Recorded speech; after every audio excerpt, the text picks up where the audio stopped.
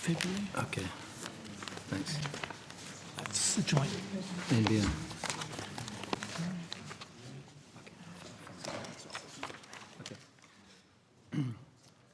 I now call officers from NBN Co. I remind witnesses that for the benefit of the Hansard record, when they first speak, they should identify themselves and their position. Mr Quigley, would you like to make an opening statement? Yes, I would, Chair. Thanks, Mr Quigley. Okay, well, thank you, Chair. Perhaps I'd first like to address the issue of how contractors working on the NBN manage the handling of asbestos. I want to reassure you and the Australian public of our commitment to the highest standards of safety across every aspect of the project. The health and safety of our contractors, workers and communities is our #1 priority. Asbestos-containing material in telecommunications pits and ducts is an issue with a long history in Australia. We know this very well. It's by no means a new issue. And that is why, from day one, we have built processes and enforced procedures for the management of asbestos hazards. We require our contractors to have certified management systems, work procedures and detailed management plans, which are verified as being compliant with contractual and legislative requirements.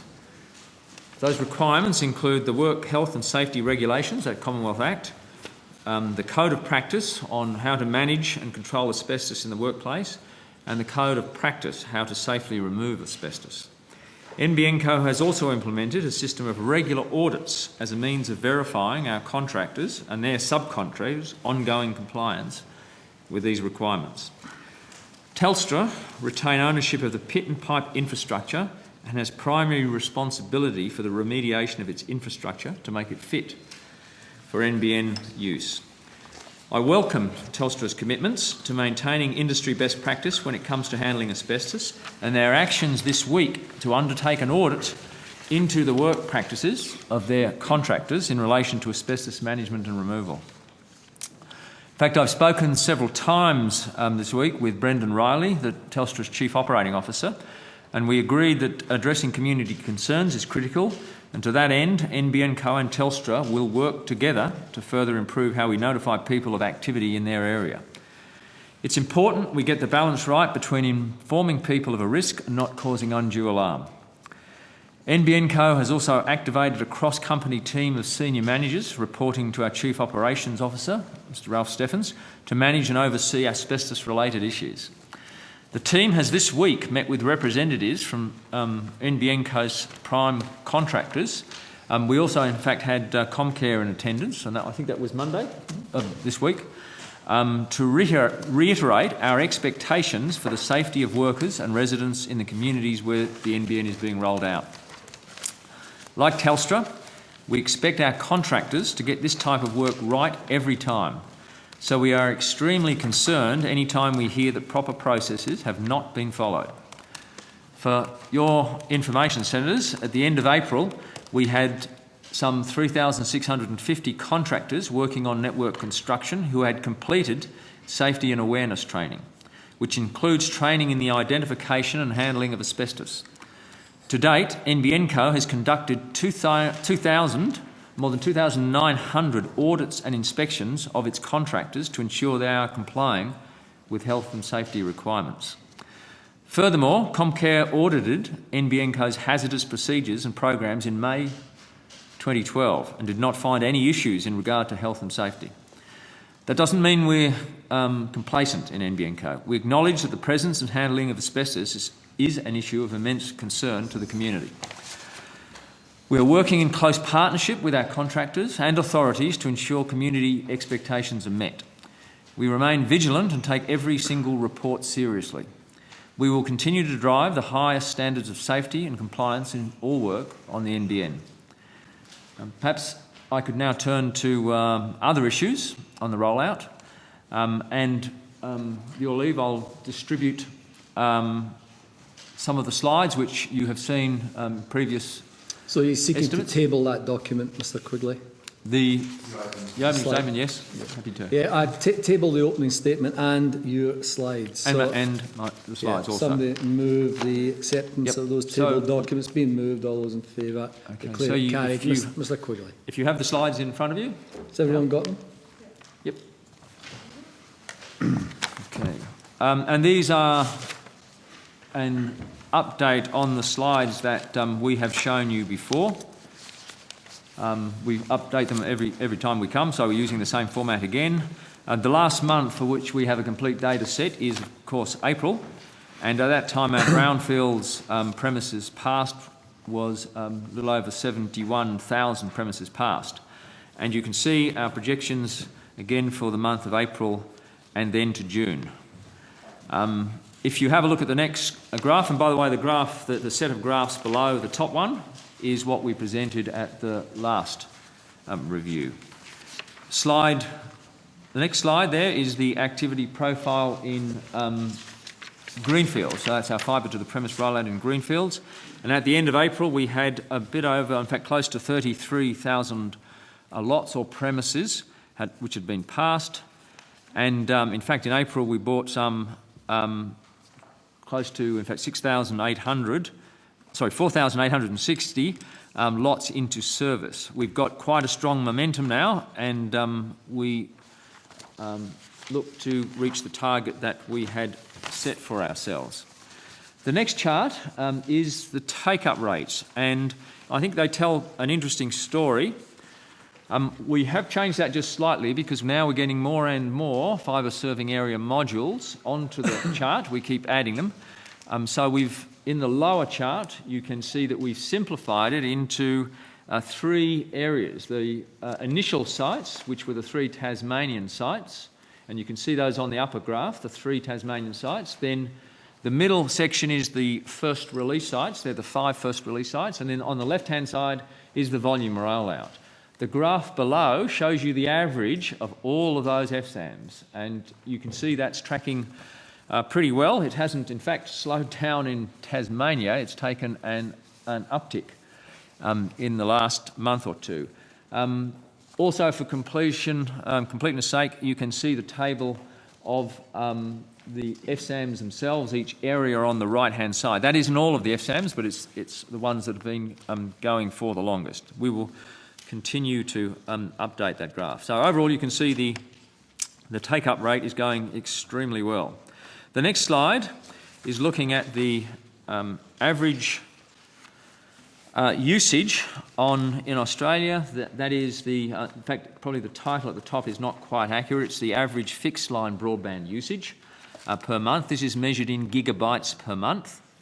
You can see for fixed line usage in Australia, for the average subscriber, it's 30.6 gigabytes per month. It is, of course, much, much lower for the average mobile broadband subscriber, but for fixed line subscriber, it's at 30.6 gigabytes per month. On the NBN, it's at 46.6 gigabyte per month as of April. So that's obviously, not surprisingly, substantially more. The last slide that you can see is a survey that we did of all of the retail pricing that's in the marketplace now on the NBN.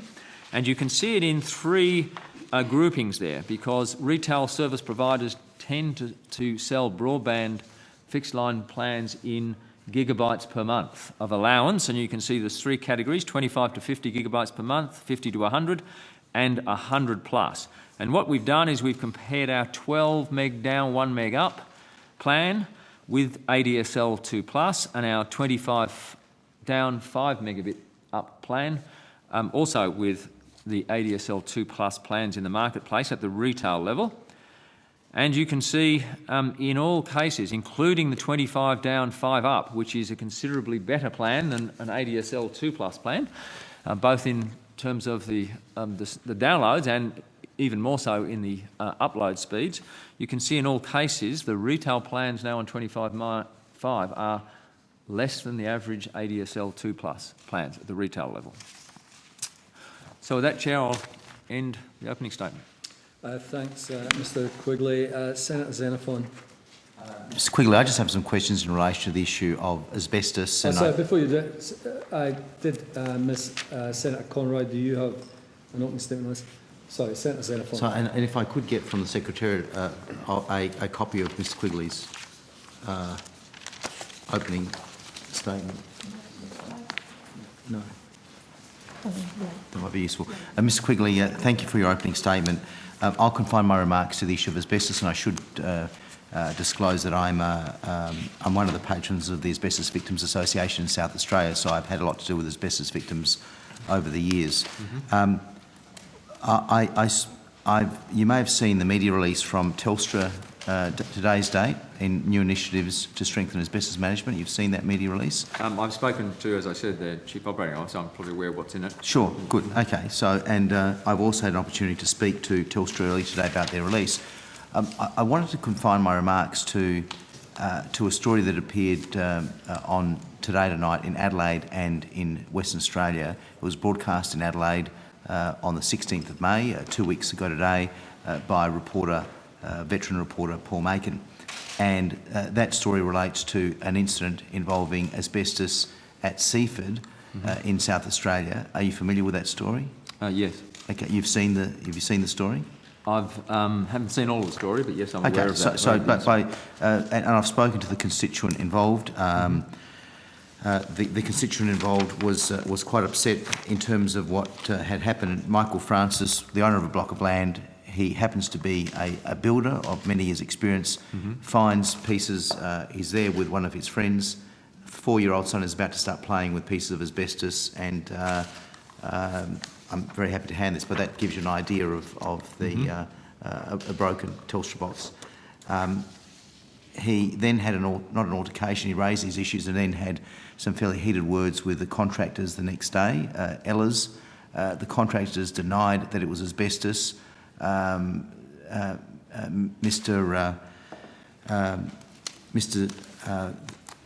Francis ended up getting it independently tested, and it was asbestos. And the contractor, the person in charge of the site, whilst he was denying that it was asbestos, had apparently one of the workers called out saying, "Boss, what do we do with the asbestos?" Words to that effect. So it seemed a fairly shoddy way of dealing with it. Telstra tells me that in this particular case, there was a handover of the boxes or the equipment that contains asbestos to NBN in about February. So whilst I'm very grateful for the Minister's statement earlier today about Telstra's role in this, there are instances where NBN has a much more direct role for the dismantling of asbestos materials. Is that right? Certainly, in doing this rollout, we're dealing with the pit and duct network that's been there for a very long time. We're well aware that there is asbestos-containing materials in that duct and pit network. So we do have to deal with asbestos-containing materials. And dealing with it involves sometimes ripping it up? It may be in some cases, but yes, the best thing to do if a pit is too badly damaged. Now, I should say the vast majority of the instances of dealing with pits that are badly damaged fall with Telstra, because we're paying them for the job of remediation. Sure. But we can't guarantee in every single case there won't be one of our contractors dealing with a pit. It could be. Telstra tells me that they handed it over sometime in February, that particular in Seaford. And it could be. It looks like in this instant, pits generally, Telstra remediate a whole area.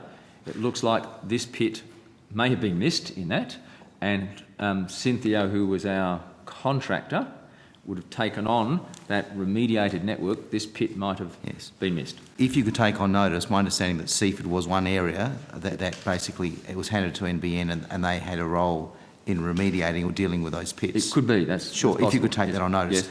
But in this case, what shocked Mr. Francis, who a builder of many years' experience, was the cavalier way that they were dealing with it. The contractors weren't; they were subcontractors, Ella's, for Cynthio. Yes.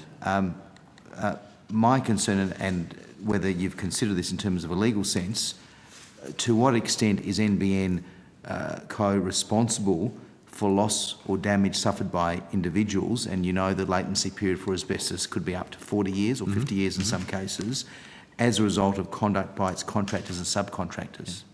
So I have to take that on notice, but if I can say, Senator, it's not surprising the individual, if you found such a pit on his property, it's not surprising that he was very shocked. I think we all would be shocked. That Well, it was broken up. pit, You know. Yeah, it was broken up pit. It simply should not have been there. Sure. It's totally unacceptable that it was there.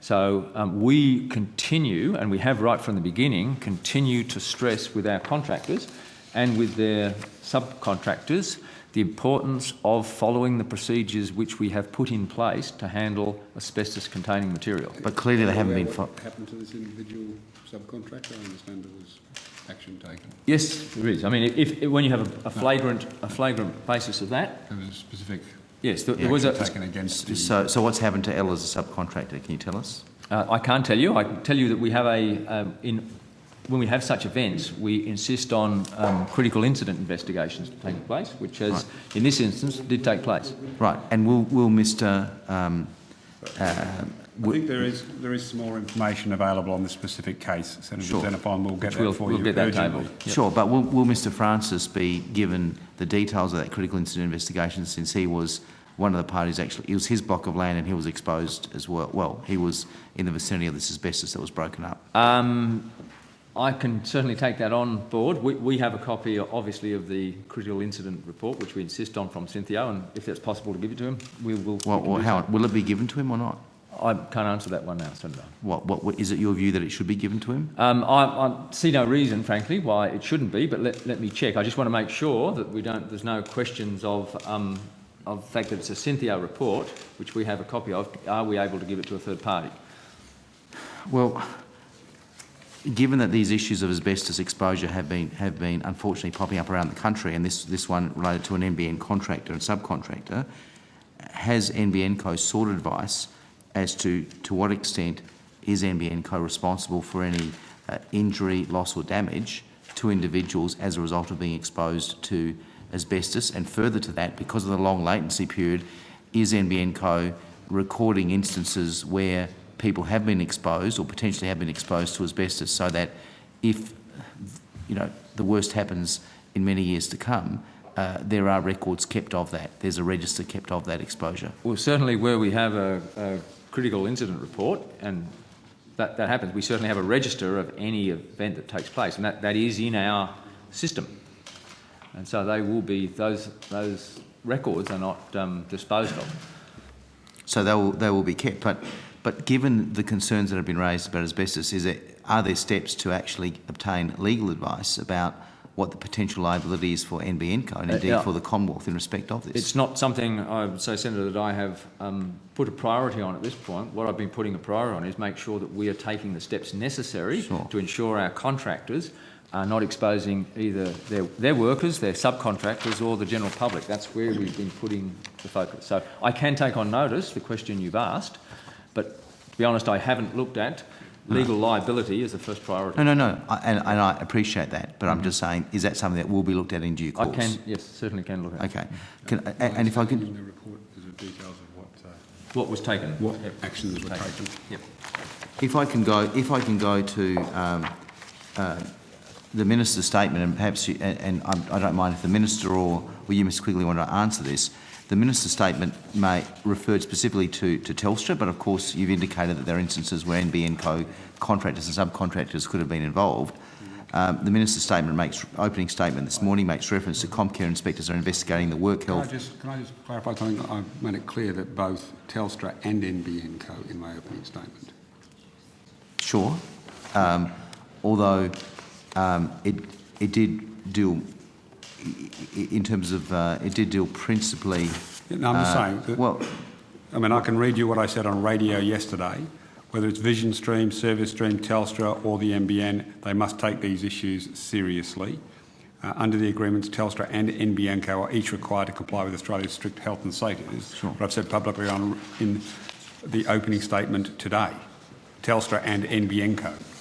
So I just wanted to make sure. You seem to imply that I was only talking about Telstra. No. Well, in my opening statement. Well, Minister, can I just ask the question? If I ask the question, no, if you're going to paraphrase and not be no, I'm accurate. not paraphrasing. I was going to quote directly from your statement, Minister. You said, and it's not a criticism.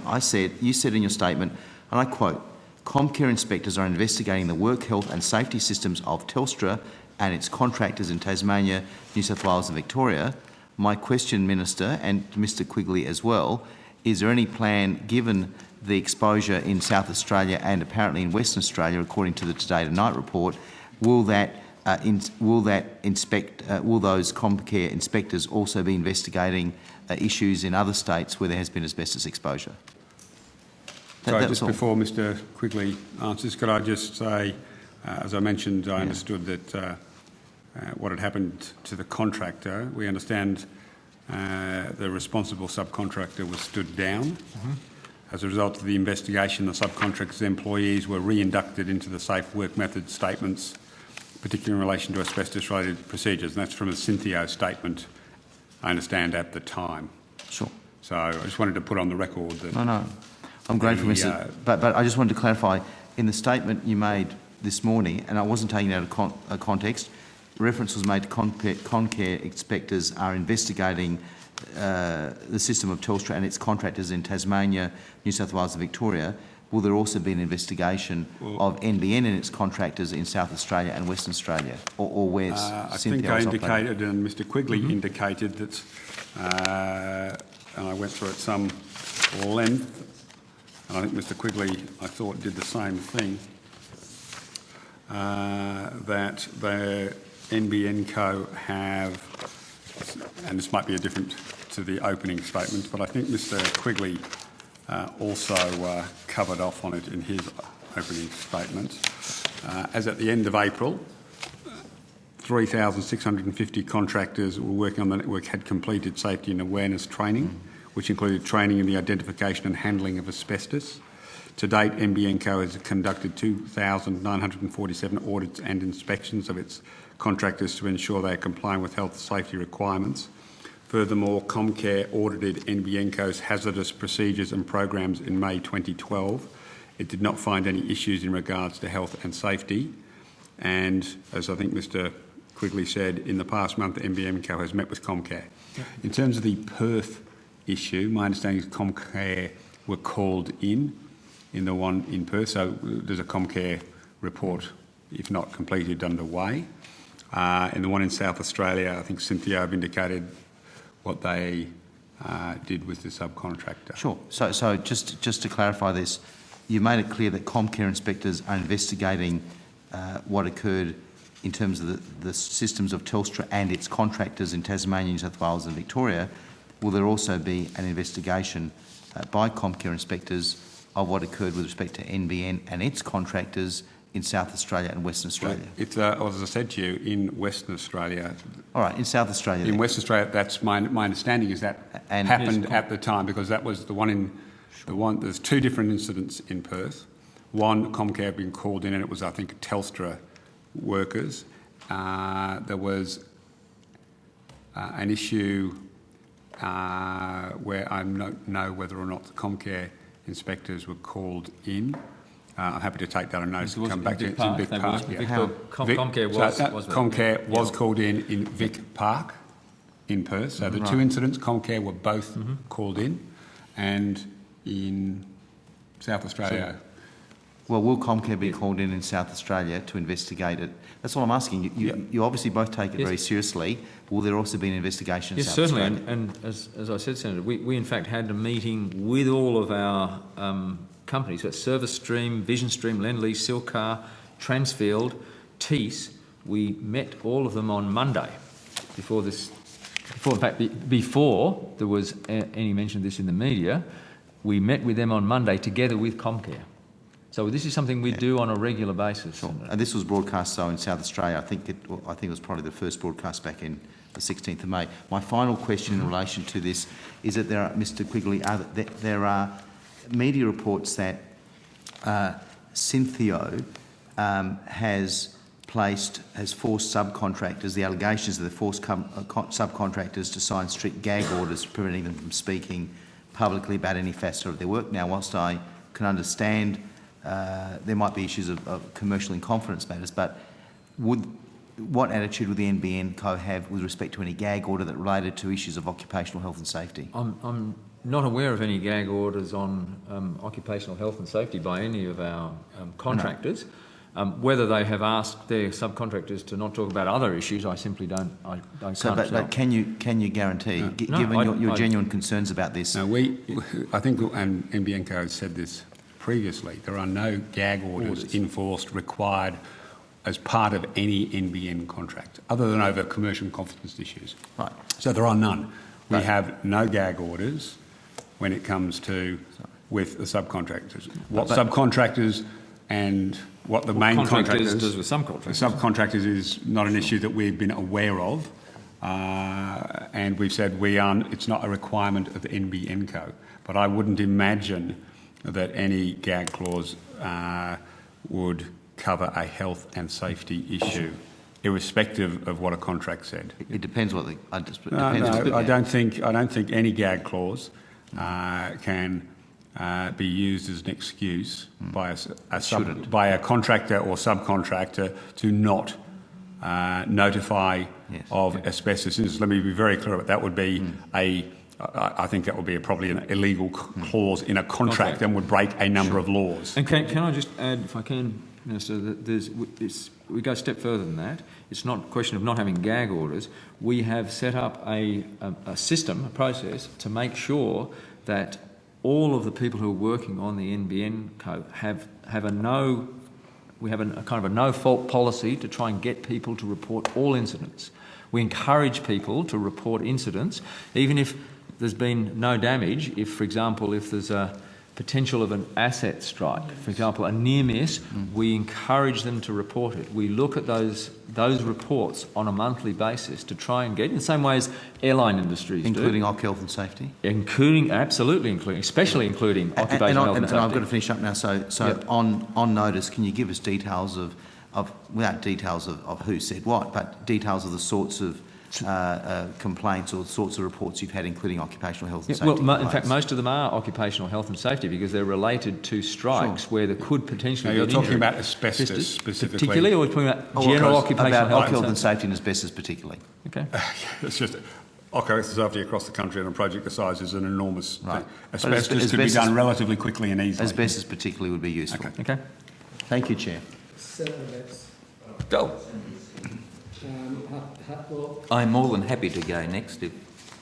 Look, I understand that NBN Co has a document entitled Participant Workbook, NBN Safety and Awareness Coursebook.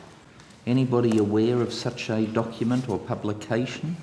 We have quite a number of documents on safety. Have you got the document there? No, I Senator? don't have the document with me. If you had it, I might recognise it, but what was it again? Participant Workbook, NBN Safety and Awareness Coursebook.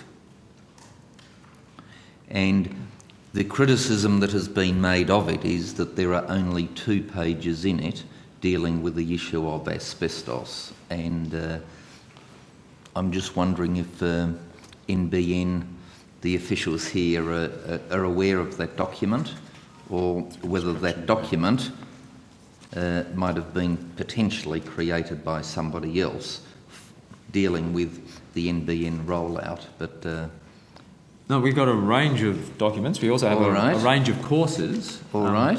Can anybody help us? Do we have such a participant workbook? I was a little bit confused there. Were you implying that it was an NBN-produced document, or I am not an NBN? I have been advised that it is an NBN Co document. However, I'm only going on advice, and therefore I'm willing to countenance the possibility the advice I've been given by a punter may be incorrect. I get the sense from the looks at the table that no one. All right, take it on notice for me, please. Nobody has a copy handy, but we can take any questions on notice. If you can take that on notice and then tell us how much or how much of that is devoted to asbestos handling. Do you have is there a particular size of the number of pages you believe, in your opinion? 2 pages, I was told. I'm asking whether you... The document? No, I was asking whether there was a number of pages that you felt was the more appropriate number. Is 10 appropriate? Look, I'm the one asking questions. No, I just want confirmation. I just wanted to understand your question, that's all. whether or not there were only 2 pages devoted to asbestos what I can handling. tell you- Very simple question, and the answer will be either yes or no. And if the answer is no, could you then take on notice how many pages were, if any, devoted to the issue of asbestos handling? Certainly can do. But just to give you some reassurance, Senator, our complete occupational health and management system is accredited to the Australian standard, 4801. So it's all of the documents we produce around that, around our occupational health and safety management, had been through the appropriate Australian standard accreditation process. Look, I'm sure that's the case. The question is, that which has occurred clearly shows that there are some issues, and I think that was the point of Senator Xenophon's questions and mine as well, to ascertain how these issues arrived at. And I know that Senator Singh, with her personal involvement and understanding of matters asbestos, would be concerned generally, as am I, but also being Tasmanian senators, we will be interested in what's happening in our state of Tasmania, which I want to explore later. But at this stage, I just wanted to get a handle on what NBN, if anything, advised any contractors in relation to matters asbestos.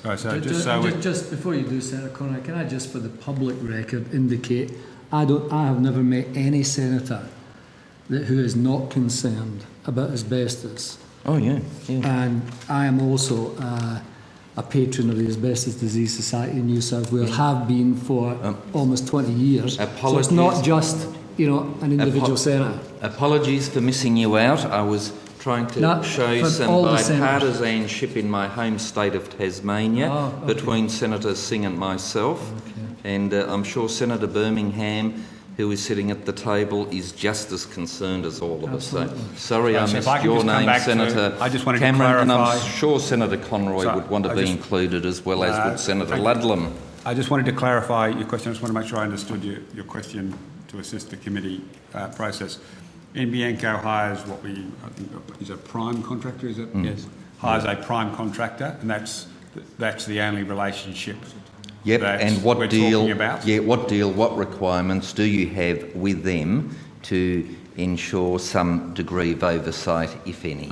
They're required, my recollection, because we have had these discussions before, is that they're required under the contract to comply with all Australian health and safety requirements, including the asbestos ones. But we're happy to confirm that, but I'm reasonably certain, because I know we've had some of these discussions. Yeah, but see, when the NBN let the contract, the unsuspecting punter, if they were told you're just going to put in some cable and dig some ditches, chances are that is wrong. They would in fact be told that they would have to do a bit more than that, including potentially removing asbestos. One would have imagined that that'd be part of the contract. It's quite a substantial part of our contract. With our Tier 1 contract is related to issues of occupational health and safety. So Tier 1 including asbestos? Of course. Yeah, including asbestos, and was in that context I was... so let me assist. Tier 1 contractors are required to comply with all applicable laws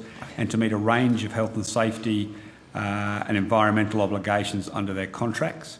Not doing so would likely constitute a breach of contract, and in these situations, NBN Co's remedies include rights to issue a notice to their contractors to immediately rectify, immediately suspend activities in question, step in and rectify, that is, bring in environmental experts, and seek full compensation for costs. So they're just some of the things that are in there, but we'll get you further information. Good, thank you very much. Now, Comcare's involvement, how did that come about, and if that's been covered by Senator Xenophon? So very quickly, was it as a result of notifications to Comcare, or did Comcare from media reports get involved? The majority of the cases that we've been talking about publicly are issues relating to Telstra. So you would need to direct some of those questions for absolute accuracy to Telstra. We can give you some information based on your understanding. The information that we have. Now, we've already discussed a number. In Perth, there was an incident in which Comcare was called in and Yeah, but the question is by whom? Yeah, no, I'm just trying to remember by whom. I think Don Randall, is it Don Randall? My The office will let federal me know. member for Canning, a Yeah. very effective member. Yeah, no, so he was involved, though I don't think he called in Comcare. I think he called in a camera. But I think Comcare was So it called in. varies from case to case. So Comcare in this instance, which had nothing, as I said, NBN were not involved in it, but I think possibly even Gary Gray might have called in Comcare from my recollection of some discussions, though I could be doing him a disservice. Don Randall called in the photographers. Gary Gray, I think, called in the Comcare workers or investigators. In Victoria Park, I think, following Look, story. just take We them can take all it on on notice. Yes. Take it on notice. Just take them all on notice. Have there been Happy to take it on any? notice. Have there been any cases in Tasmania that have been referred to Comcare, and if so, whereabouts? Now, I explained earlier in the day that there is sometimes a little confusion in Tasmania, Senator Abetz, because the company that is remediating the pits for Telstra is also the company that is working on the rollout for NBN Co. So it's the same company. My understanding of the situation in Tasmania is that there have been complaints that the workforce have not been trained sufficiently, Yes. but I'm not aware, and I'm happy to have extra information, but I'm not aware that any of the issues that have been raised involve actual asbestos. It's been a training issue. So there's been no Rather stop than work no- in Tasmania? No, it's not. Well, you didn't ask me that. You asked about. Yeah, and I'm asking Comcare. you another question. I would have to. Look, I'm not even sure if NBN Senator Co. Singh is saying no, and No. I'm happy to accept that that's the case. Again, a stop work would be between the subcontractors and the contractor in Tasmania. I'm not trying to lay NBN. blame on anybody. I just want to know what the facts are, and I would have thought, given your interest in getting an expeditious see- rollout, Minister, seeing we just a fraction behind You've time missed- with it, You missed the might have updates. been. You missed the updates. But as I said, I'm not aware. That doesn't mean there wasn't one. But my understanding is it's been what's in contention is that the workforce is sufficiently trained. If there's been a stop work, there may be. I'm unaware of it. That's fine. That's all I asked. You're unaware? I very am, long, no. very long That's- answer no, to any tell other- me No, that you're unaware, and I accept. I believe Sorry? there was a report that Comcare did do an investigation that I'm aware of in Tasmania, and they found no incident other than it was more procedural. There was a signature missing from a document, and there was a person was wearing the wrong type of shoes. Right. Okay, they had in fact they should have had boots without laces. They had boots with laces. So Right. that's as I'm aware Right. of. That our records show of that incident in Tasmania.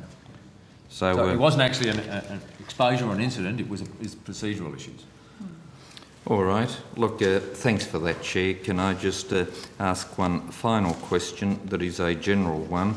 Question number 279, which I asked about collective agreements last time round, taken on notice, still not answered. Apologies, I'll see where that one's up to.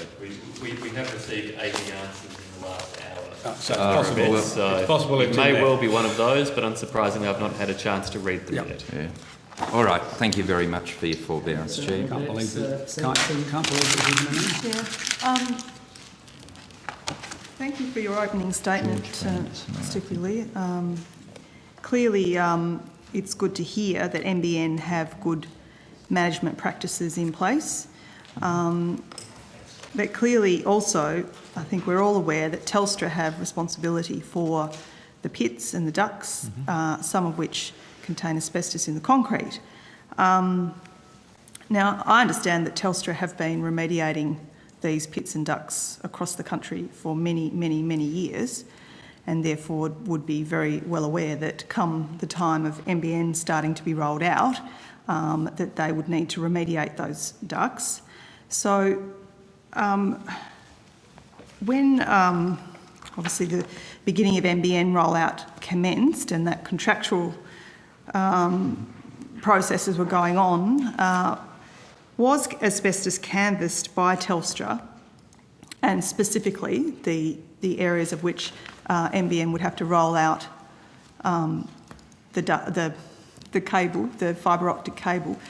Did Telstra canvass with NBN the fact that they would need to remediate those pits and ducts? Well, so we're in fact using a huge volume of the Telstra pits and ducts. So both organisations were absolutely aware that, given the age of some of those ducts and pits, and there's been various technologies used over. When I say technologies, materials used, all the way from some very early stuff. And then following the Second World War, there was some of this asbestos-containing material, and then moved to polyethylene and polyester, different materials used. So both companies were clearly aware that there is a substantial amount of that material in the Telstra network. So both companies put in place, as you would expect, the procedures for dealing with that, including the training. So yes, both companies, I think, are absolutely aware the material's there. But in that process, did Telstra agree that as they are responsible for the pits and the ducts, they would be remediating those before the NBN were to come along and roll out their cable? If they've been remediating ducts and pits for a long time, even well before the NBN. So, I mean, that's an ongoing maintenance of the network. So they were doing it for many years before NBN just started. Said that, yeah. Yeah. So yes, they're well aware of that. Mm-hmm. But did they agree that they would actually do that work before NBN would come and put their cables in place? Part of the deal is they are responsible for remediating the ducts and pits to make them fit for purpose. Okay. So with the contractual relationship, obviously there's been some contractors used who have then used subcontractors, and then there's even been some subcontractors that have used further subcontractors, which is where that is the nature of some parts of the Australian industry. Mm-hmm. It's pyramid subcontracting, and it's a problem. Yes, that's right, Chair. So that's, it seems, where some of the problem lies, although the responsibility of the pits and ducts still lies with Telstra, and Telstra should have been ensuring that the safety procedures were followed through no matter who the contractor or subcontractor were. But in some cases, like I think you've raised with Tasmania, where there's been one subcontractor used or contractor used who has actually been doing both jobs, obviously the rollout for NBN, but also the remediation for Telstra. In that kind of particular circumstance, did you see that could end up being a kind of a conflict or a situation where you would need to ensure that one was obviously done before the other and not kind of done in an unsafe way, therefore? No, I wouldn't see a conflict, Senator. I think both organisations have procedures in place to deal with asbestos-containing material when they come across it, and whether the contractor is working for Telstra or a contractor is working for NBN Co, we both have procedures in place to make sure those contractors are trained, and I believe both organisations are going about that diligently and taking action. Clearly, if something happens that should not happen, both organisations will take action. So I don't believe there's any problem with any conflicts of interest in that. Okay, but if you've got then both organisations ensuring that their asbestos training is carried out on contractors, and you've only got one contractor you're dealing with in that case for both, when that one contractor isn't potentially carrying out that safety in the best manner that it should be, what's gone wrong? You've got your safety management plans in place. You've contracted the work out. Why wasn't it kind of followed through to ensure that everyone was trained up and ready to do the job properly? Well, I think both organisations do put a lot of effort into training. As you heard, we in NBN Co have put a lot of people through training courses. And by the way, I think there might have been a media report somewhere that this is a half-day training course. In fact, it's a 2-day training course that we put people through. And I believe, I don't know for certain, but I'm sure that Telstra would do something very similar. is it's very hard to explain when there is an incident, given all of that training that's taken place and all of the effort and all of the auditing, why a failure has taken place. Failures do take place. Our job is to immediately take the action as fast as we can and as thoroughly as we can and learn from incidents and make sure they're rectified quickly and make sure we then improve the ongoing processes. We can't obviously guarantee for the amount of work that's going on that there won't be incidents. Our job is to try and absolutely minimise those and train people and learn from them, which is why, by the way, whenever we have an incident that takes place, we often have what's called toolbox meetings. So if there's an incident that takes place, and I'm not just talking here about asbestos, but any safety-related issue on any site, we have a system that can get promulgated right around the country, and we have toolbox meetings. In other words, first thing in the morning, the workforce who are working on that area will be told about the incident, what did we learn from it, what should we do different, what procedures have to be changed. That's the type of thing that you can do to minimise that. Yeah, look, as I said at the outset, I think NBN have very good management systems in place, and I think you've provided that in your opening statement.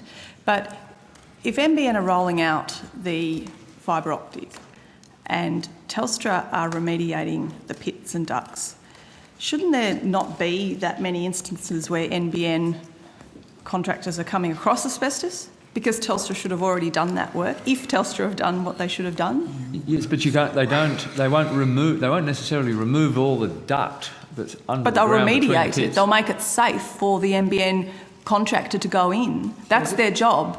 Yes, but Senator Singh, can I just indicate there are other senators here queuing up to get in? I've got to move to Senator Ludlam in a second. Okay. Yep. I think we can't assume, Senator, we can't assume and we won't assume and don't assume that we won't come across asbestos. Even though Telstra may have done an excellent job, which we're seeing every indication that they're overall doing a very good job. Now, there has been some incidents, as we've seen, but we don't assume that we won't come across asbestos, which is why we put all the people through the training courses.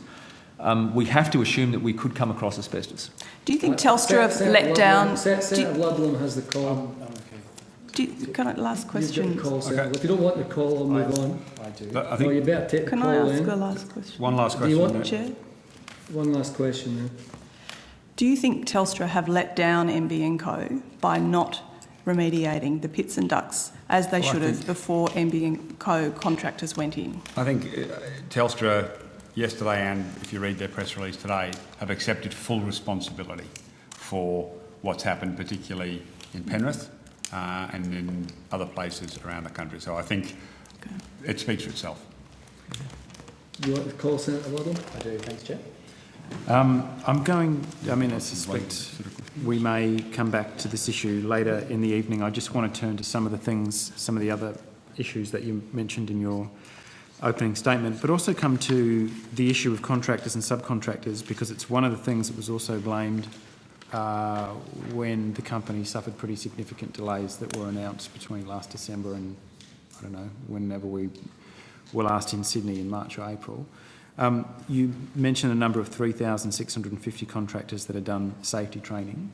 Is that the total complement of subcontractors working through various companies for NBN Co? I can't give you the exact number, but our aim is to put every single contractor and subcontractor who works on the NBN through those courses. So I think it would be very close to that number. There could be some obviously every day by day it changes, Senator, but that would be roughly the number. Great. Yeah. Okay. How many of those are on 457 visas? Do you have any visibility of that? 457 visas? I don't know. No. I don't know. I have to take that one on notice. Are you likely to be able to find out, or is it likely that you will? I guess I can't ask you to judge likeliness, but whether your top tier contractors would have that information, and if they did, whether they would pass that on to NBN Co? I would have to take that on notice. I do know that there have been some specialised skills that have come in from overseas. Yeah. For example, ribbon splicing would be an area. Yep. I could understand why that was the case, because I don't imagine there's a very big jobs market for that in Australia until you turned up. Yes. I think we were the first to deploy ribbon fibre. So. Yep. But I'm also interested to know I mean, there's a lot of skilled labour involved here. There's also a lot of semi-skilled labour. Whether across what categories you'd be able to identify the proportion of your workforce that's on these visas. I don't have that. No, I don't yet have it at We'll- the table, we'll I understand. take it on notice if we can. Thanks, Mr Quigley. If you could just step us through some of the issues that you worked through in your opening presentation. Slide 4, the take-up rate Right. by FSAM. Am I reading it right in that graph of averages below that would tend to indicate that the uptake in the trial sites has actually been quite a bit slower than when you hit the volume rollout?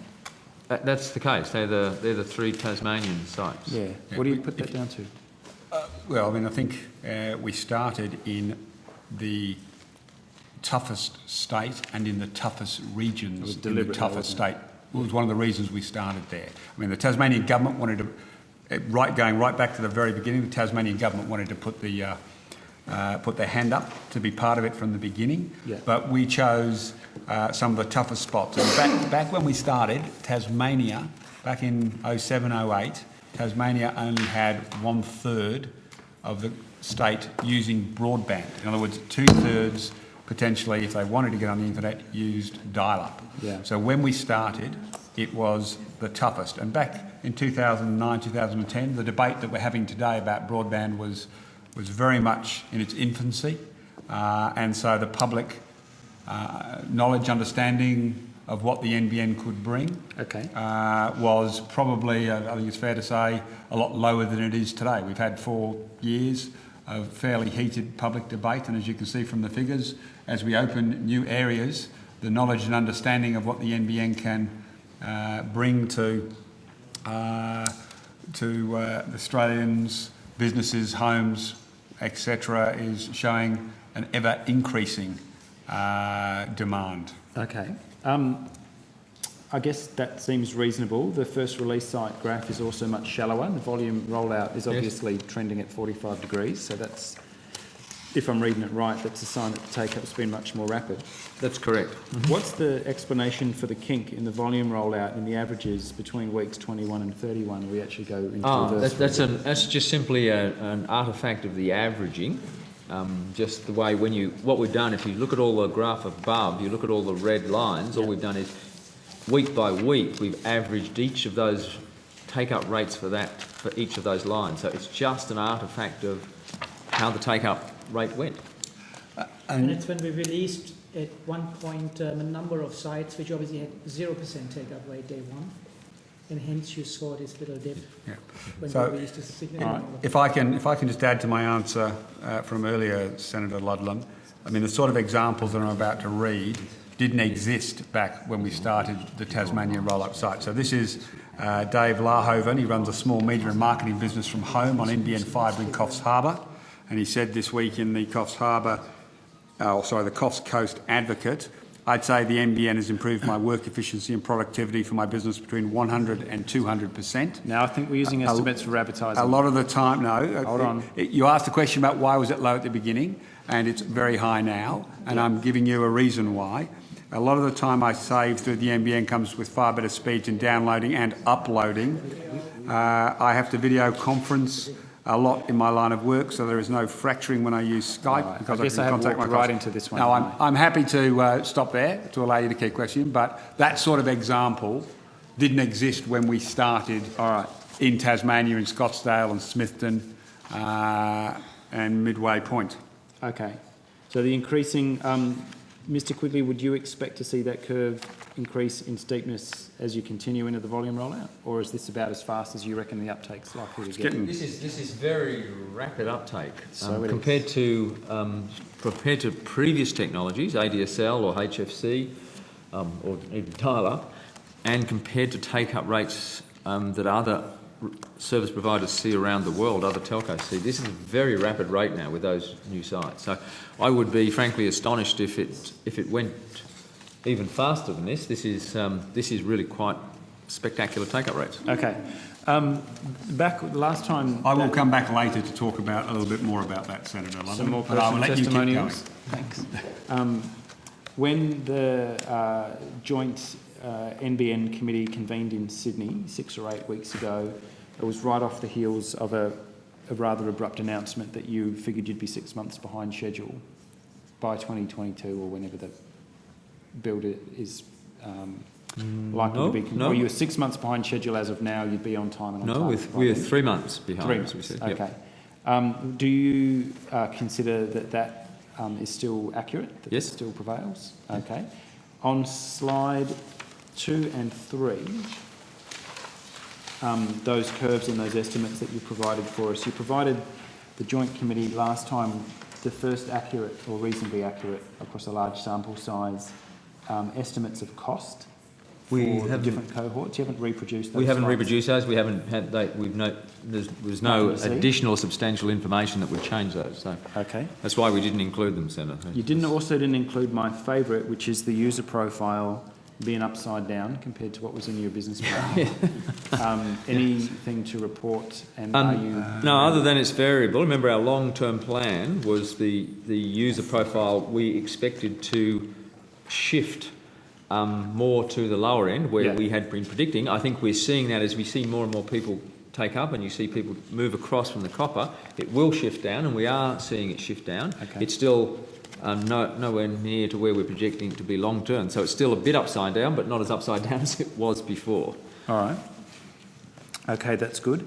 And I'll ask you, as I think I probably have 4 or 5 times now, you're going to end up having to recalculate your business case or the return to the taxpayer if those rates of uptake of the different user profiles prevail. It's a good story, but it's a good story. It's still, we're very early days, and we will stick with, I think, the numbers that we. Engineers, okay. Yep. One of the things that had caused fairly significant delays that we spoke of at that hearing in Sydney was fibre splicing that needed to be basically torn out of the ground and redone. I'm probably using slightly lazy language here, but up to 30% in some areas were found to be defective and replaced. Yeah, that wasn't average. I think that wasn't a number that NBN Co talked about. That was a number that I think somebody else had reported that they had heard from someone in the field. Now, we didn't contradict it because it is possible in some location, if someone wasn't trained properly, you may get a rework of that rate.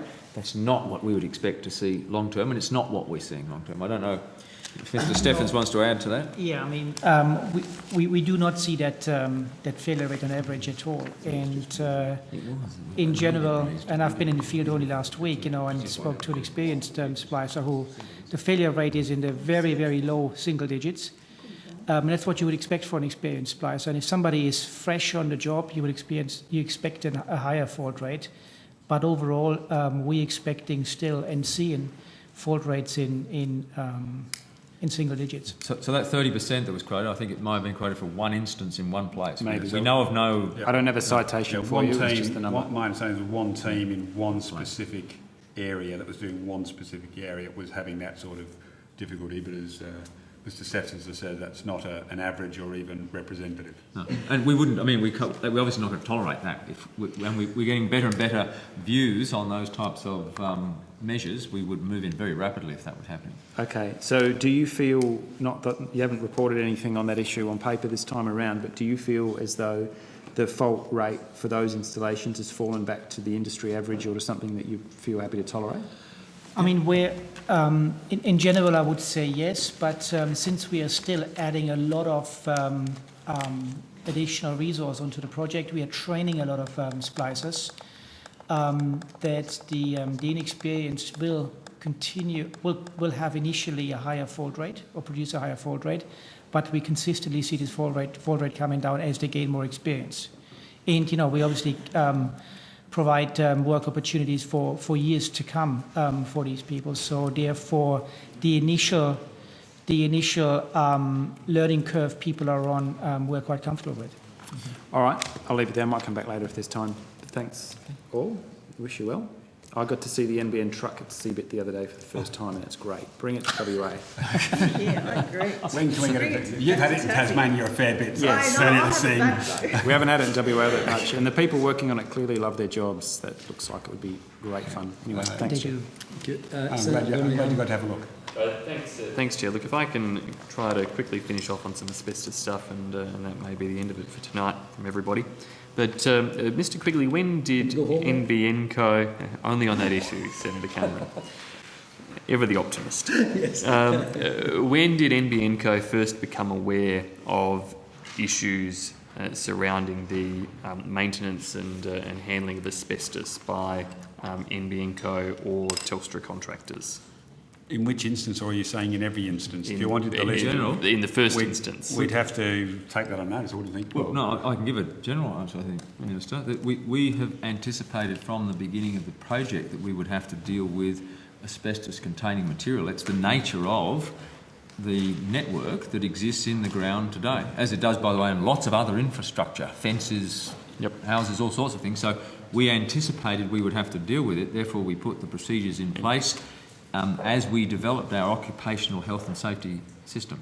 And so when was the first time you became aware that those procedures had not been appropriately followed? I'd have to look up when in our register when was the very first incident we have of an asbestos-related report. Now that could be, by the way, it may not necessarily be an incident, it could be a procedural issue, as we talked about in Tasmania, but I'd have to check, Senator, on that. Okay.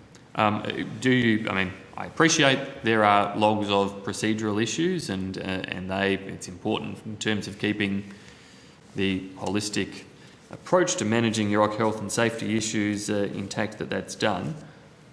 Are we talking in terms of more serious issues, days, weeks, months, in terms of when you first became aware of issues that alerted a concern that have led to the types of discussions and engagements that have obviously happened in the last day or two?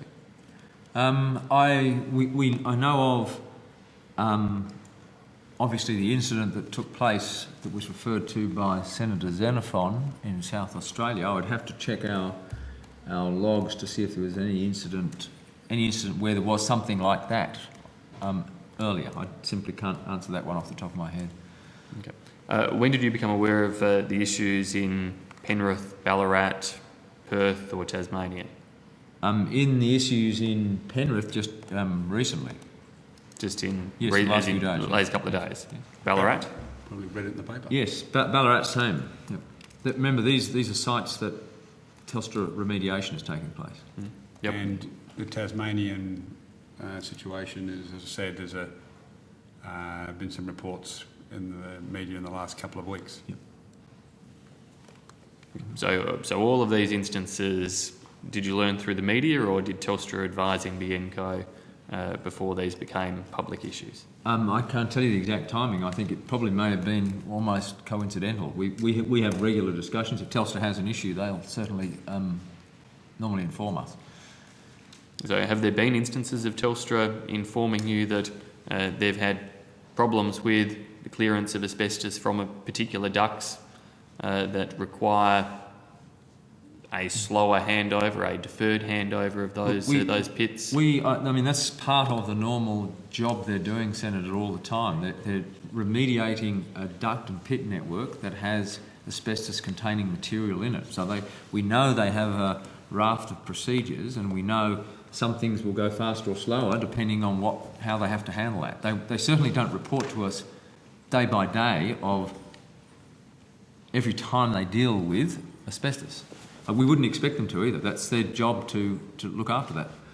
Are there any serious instances of NBN Co contractors mishandling asbestos?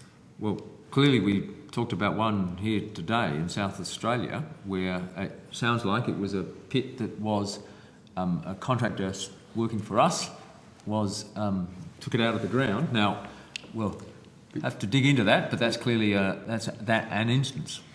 Are there any others that you're aware of? Yeah, Victoria Park also, there was a complaint, and that was, I think that was back in February. That was a complaint that came to Comcare, which obviously they contacted us, and that was near a Telstra pit. So that was back in February, so that predated the South Australian.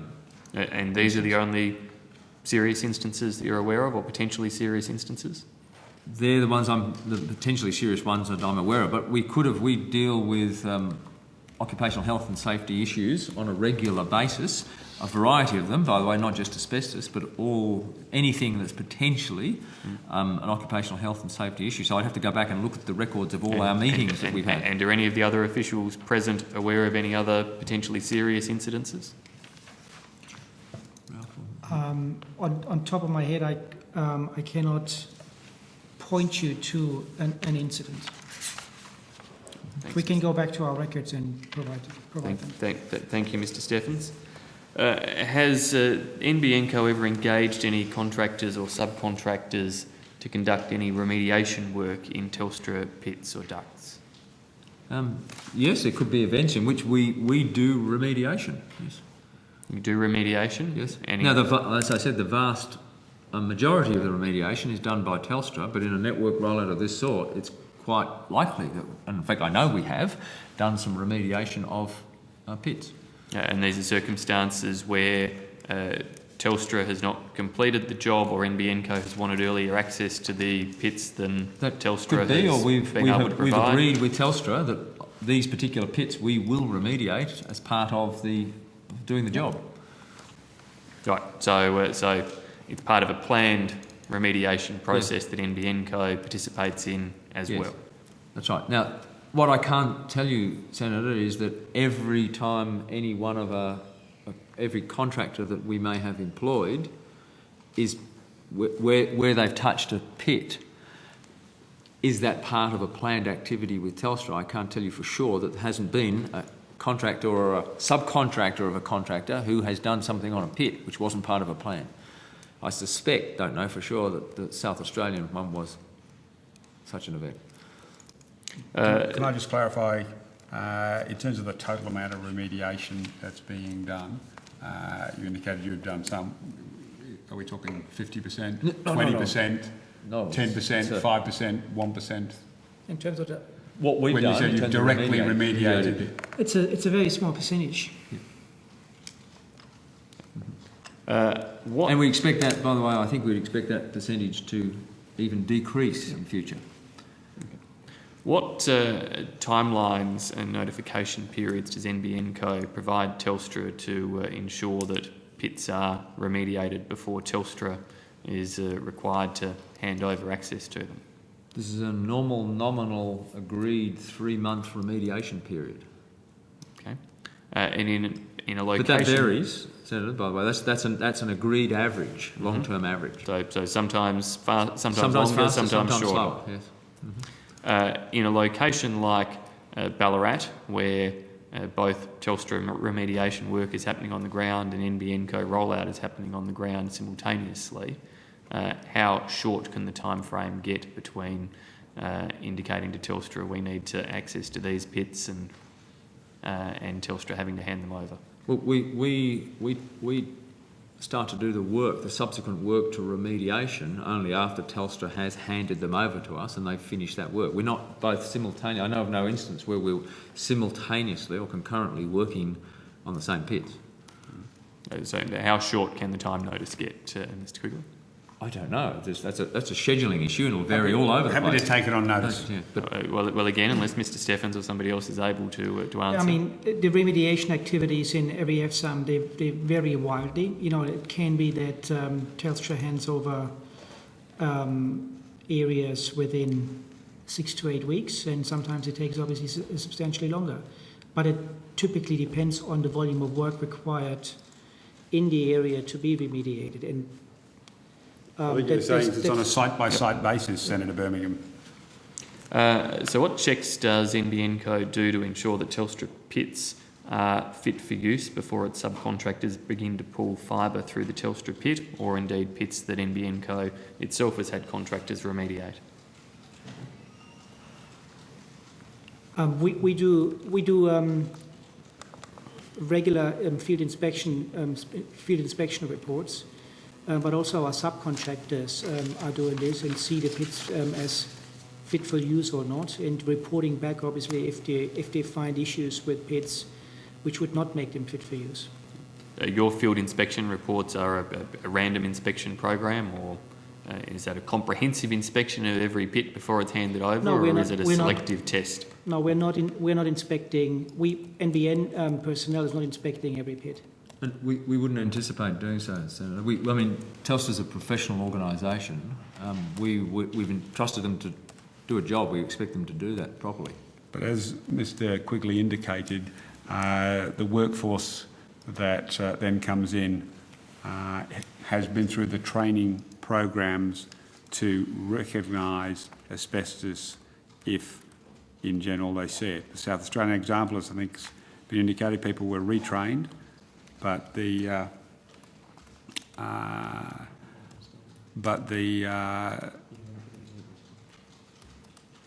so the workforce actually goes through a training process of, I think Mr Quigley said, 2 days around the asbestos issues, so that it could recognise asbestos if, for some reason, it discovered it in the pits.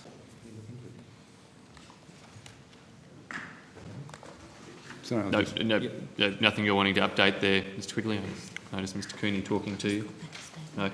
No, it's just the fact is we have an ongoing process, Senator, of obviously putting work out with, and I'm going a bit, I think, on your earlier, because I didn't hear what the Minister replied, but just responding again to your earlier question. We have a process of obviously putting work with Telstra, entrusting them to do that job, and there's no reason why we believe that they wouldn't do that job properly, but whether we hear a report from anywhere, we tend to investigate it. That, as you indicated, people go through a 2-day process to recognise asbestos and use it. So the workforce, or in the case of the anyone you're using directly, they're trained to recognise the asbestos. Yes. In light of Telstra's audit and Telstra's appointment of additional inspection and supervisory staff, is NBN Co reviewing any of its practices in terms of your handling, remediation works or otherwise of pits?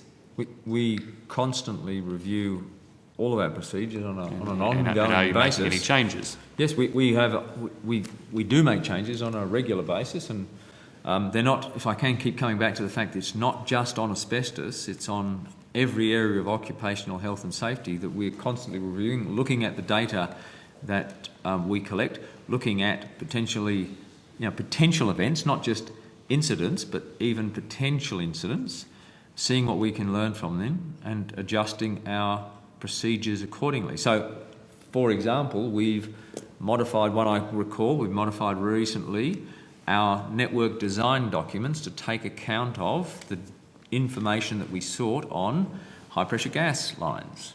So that's a type of thing we're doing on a regular basis. Where we have information that comes to us, no matter what the source, we believe it requires a modification to our processes or procedures, we will do that. Are there any changes to processes or procedures being undertaken as a result of the asbestos-related incidences of the last few days or couple of weeks, and or Telstra's announcement and changes to their practices and procedures of today? We are certainly going to look very carefully at what comes out of the Telstra review they're doing and the audit, which I believe will be completed tomorrow. As I said, I talked several times yesterday to the Chief Operating Officer of Telstra, and we've agreed that we are going to, if you like, combine learnings and also make sure that when we go into the public areas where we're doing work, we're going to look at making sure between us we do the, whatever changes need to be made to signage, to communications, we're going to do that. And I think, Mr Cooney, that interfacing is already starting to take place with the Telstra people who look after all of that signage and public notification. So yes, to answer your question, we absolutely will be looking very carefully with the folks in Telstra at what they have learnt and see whether or not that requires us to make some adjustments in our procedures. And as I said before, on Monday with Comcare, we had another meeting prior to this with all of our contractors to reinforce again the importance of ACM handling. What additional roles or actions will NBN Co be taking to ensure that confidence for residents in Penrith or Ballarat can be maintained as Telstra undertakes this work for NBN? Well, I think we're probably in a better position to answer that when we've seen what's come out of the audit that Telstra has done. We will certainly be reviewing, of course, we will be reviewing our procedures and policies in the light of what they discover from their audit. Mr. Quigley, are there any differences between the processes and practices that are applied in relation to the augmentation of ducts as against their remediation? Well, the remediation is largely done, as we said, by Telstra. The same basic safety standards and principles and work practices and codes of practices I would expect to be common between the two. Obviously, we have another document that we haven't mentioned, which is called a SWIMS, and I think it's a safety work. I can't remember the exact name of what the acronym stands for. Learn something new every day. Yep, in this but job. there is a document called a SWIMS. So for every task that needs to be undertaken, we write a SWIMS document and take the person through that who's got to do a particular task. So where there is augmentation, it's a task in augmentation that may be slightly different from remediation or from hauling or from splicing or from anything else, there will be a separate document that outlines how that job should be done and what are the safety issues around that. Remediation is primarily the responsibility of Telstra. That's correct. Augmentation is done at NBN Co's request, isn't it? Is that correct? Yes, that's correct. Okay. And does NBN Co take prime responsibility then for the undertaking of augmentation, and where handling of asbestos is a factor in such augmentation activities, NBN Co is responsible for its safe handling? Yeah, certainly, if it's work that we're undertaking, as opposed to Telstra, then we of course take responsibility for the safety standards around that work. And have there been any issues or instances in relation to augmentation works to date related to asbestos instances? I'm certainly aware of a number of issues, health and safety related issues on this part of work. Asbestos related issue, I cannot recall one, but I'm not saying that there hasn't been one, and I go through the records to find out and can You take could it go on through notice. the records, and equally if you could provide, as you do that, Mr Steffens, details of the incidences that have been encountered, please. The SWIMS is SWMS, it's Safe Work Method Statement, and that's on a task basis.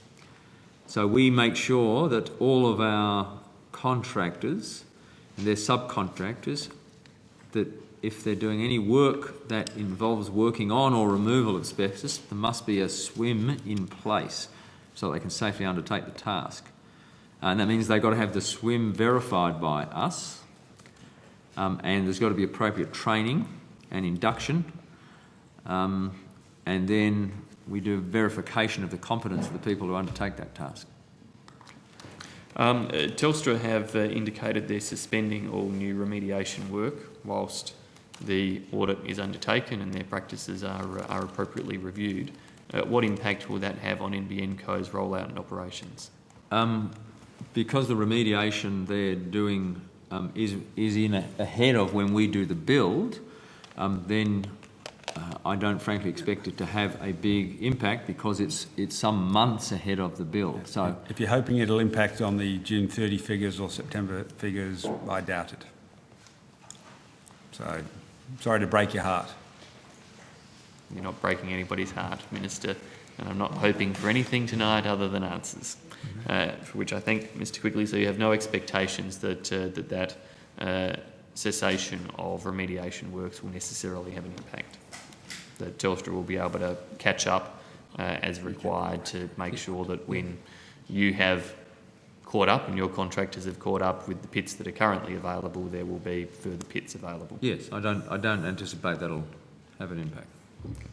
Minister, have you or the department or NBN Co received correspondence from Penrith Council on... my apologies, Senator Birmingham. I was asking me a question. Yeah. Sorry, Senator Birmingham, you were asking? Have you or the department or NBN Co received correspondence from the Penrith Council in relation to the asbestos I believe issue? a letter has been sent. I haven't seen it yet. I think my office, I've been in estimates all day, but I think my office informed me that we'd received a letter. But as I've been in here almost all day and in meetings, even in the breaks here all day, I haven't had a chance to read the letter myself yet.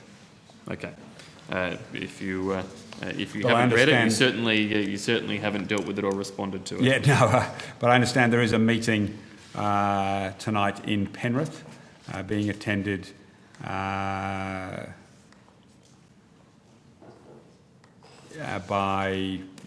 residents, Comcare, possibly Telstra, and in fact I believe the local member David Bradbury is also attending as well. Does NBN Co or the department have any representatives there? I'm not aware that the department, as it's the department's estimates, most of the department are here. I can't speak for NBN Co, I'm not sure. Not that we know of. We may, but we'll have to take that one on notice. Okay, thank you. That's all for asbestos for me, Chair, unless anybody else was needing to follow up there. Well, I just think we should try and get this in a bit of context. I think I may be the only one here who's actually been exposed to asbestos. I may be wrong, but I worked in the Electricity Commission for 7 years as a fitter, and when I first went there, in about 1975, there was no safety at all on asbestos. We were simply given a little tomahawk and you chopped out the valves and you put rattlers on it and you rattled away and you choked in the dust. So it's not good for me to sit here and listen to all this, because who knows if there's a time bomb ticking. But that's gone these days. We've got bans on asbestos, and companies have got, what you've described, Mr. Quigley, how NBN deals with it, is light years from when workers 20 and 30 years ago were working with it. I want to congratulate you for the work you're doing on it, and thank your team for being as, competent and careful with this issue. And I really think it's a problem. If there is still asbestos out there, we should look at, and I hope someday we can get a joint parliamentary position where we can get an asbestos eradication plan for this country. And I hope the people that have been so vocal about it tonight would join me in doing that. So if you're finished on asbestos, let's move on. Thanks, Chair, and thanks for those remarks. Mr. Quigley, obviously your chair has changed recently to Ms. McKenna. Can you describe the relationship between yourself and the chair and how it may have changed in an operating sense between the relationship you had with Mr. Harrison? The relationship between the chair and the CEO is as any relationship between a chair and a CEO. It's not for you to ask Mr. Quigley's opinion. If you have a question of fact, would you like to ask it? Are there any practices in the work arrangements between Mr. Quigley and the chairman that have changed from the change in chair from Mr. Harrison to Ms. McKenna? In terms of the ongoing operational relationship, the relationship is positive and continues to be constructive. Is there a reason you won't let Mr. Quigley speak for himself on this? Well, asking Mr. Quigley to comment on the chair is frankly pretty rude. I'm not asking him to comment on... That's exactly what you did, Senator Birmingham. I'm asking him to comment on whether there's been any change to the work practices between... The chair is the chair and the CEO is the CEO, and there is a strong and positive working relationship. I refer to Ms. McKenna's statements in the media to the effect that the minister... No. If you're going to refer to Ms. McKenna's statements, you should read her quotes, not things that are claimed to have been said by her. Well then, Minister, So I'm sure if you will happily answer. I'm sure you're you'll going to quote happily Ms answer. McKenna, then you quote Ms McKenna, don't paraphrase. I'm sure you will happily answer then. Has Ms McKenna made any instruction that Mr Quigley should only deal with you, Minister, in her presence? As I've said publicly already on this matter, no, that is a false report. And as I've warned you before, you really shouldn't just read out the front page of the Australian. It's quite sad. Well, this is a very good opportunity, Minister, for it is you a to false set the statement. record straight. I've already set the record straight on this, and it just shows the continued campaign by the Australian to try and denigrate the NBN, the work of the NBN, the board and the CEO in every single day. It's been a consistent campaign for nearly 3 years, and it is a blight on journalism in their biased reporting. Obviously, you should clamp down on it, Minister. No, as I said, I have corrected you, as I've corrected others earlier on this matter. Thank you, Minister. Any more questions? Certainly there are. Have you met privately with Mr Quigley without Ms McKenna since her appointment? Many, many times. I speak to Mr Quigley, Mr McLaren, Mr Steffens, Mr Cooney, Mr Scholl. I speak to the staff as needed on any range of matters, on any time it's required, and they're incredibly professional and respond very diligently. I'm sure they do, Minister.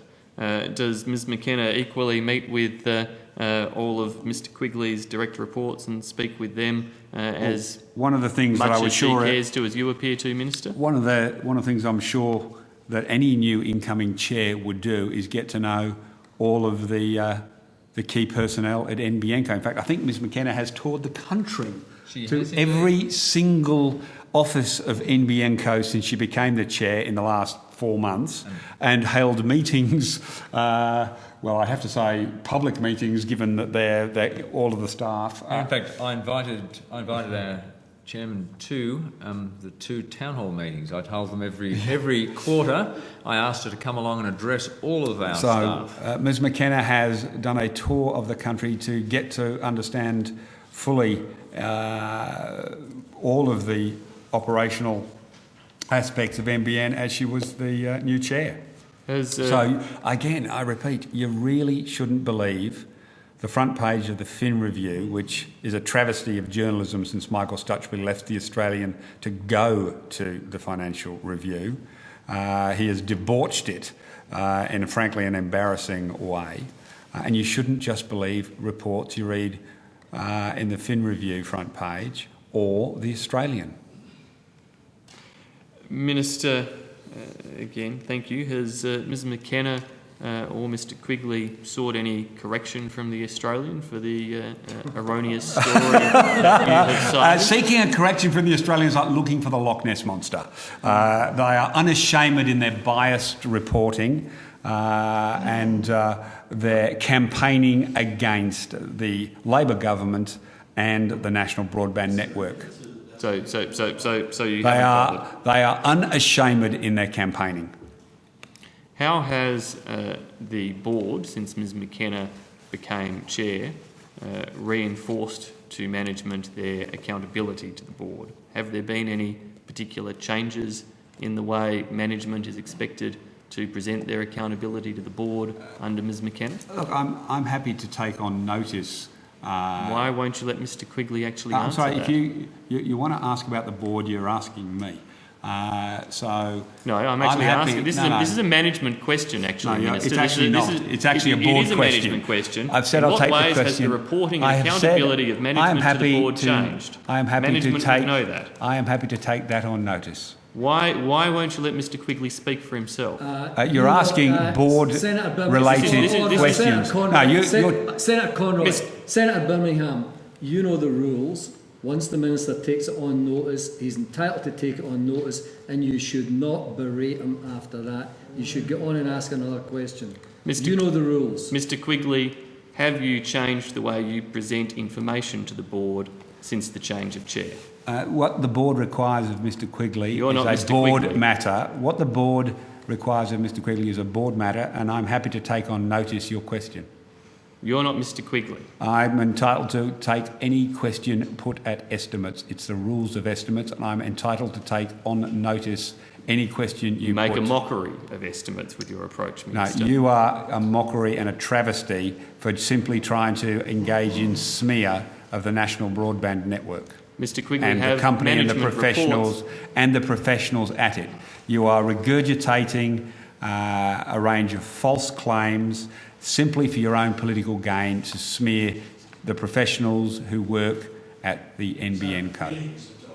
Mr Quigley, If you'd like to ask about the take-up rates, if you want to ask about even the delayed rollout and where it's up to, any time you want to pitch a question about the NBN Co, but sitting and regurgitating false claims. I'm on this side of the table. I get to choose the questions Sitting and I ask, regurgitating Minister. false claims. And as you're aware, Senator Birmingham, the Minister can also choose whether he takes questions on notice or how he answers those questions. And I just think in the case Minister you're is under doing Mr any Quigley doubt, a disservice and just by in silencing case, him like and this. just in case you're Mr. under Quigley any is doubt, more than able to answer the questions I have that full I'm asking. confidence in Ms McKenna, the board, and Mr Quigley and the executive. So just in case you've got any doubt or want to regurgitate any of the other false claims that you've seen printed over the last month or so. Mr Quigley, have you changed the presentation of management reports? I've to already the taken board that question since on Ms. notice. McKenna, no. I've already taken that question on Question notice is worded as I'm differently. entitled to, Senator Birmingham. Would you like to ask another question? Has Ms McKenna discussed Mr Quigley's performance at all with you, Minister? I'm sorry, but I'm really not going to answer questions about private conversations, but let me repeat what I've just said, just in case there is any doubt whatsoever, Senator Birmingham. Mr Quigley has my full confidence, as does Ms McKenna, and as does the board.